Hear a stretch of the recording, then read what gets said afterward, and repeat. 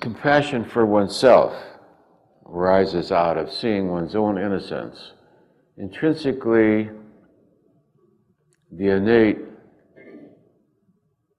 that which is within oneself, is innocent. Out of the unmanifest arises the manifest. Out of the manifest arises consciousness. And the Spirit of God is life. Life itself is innocent. It takes whatever form. It stays life. It does not change with the form.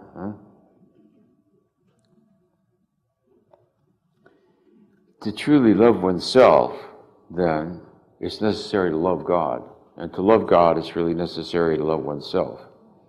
So we constantly let go any blocks to the realization of the truths of that. The willingness to be compassionate, the willingness to surrender all to God.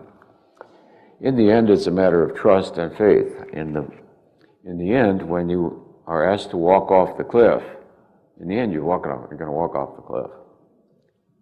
And it's the faith and trust in the teachers, the veracity of the teachers, the energy field of their vibration, the absolute conviction of the truth of the Buddha and all the great avatars.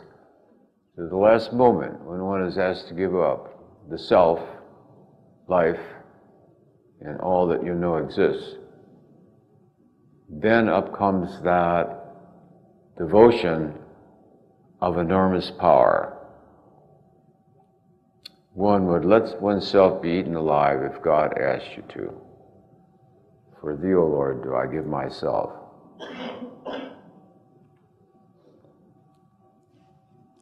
You surrender even life itself to thee, O Lord.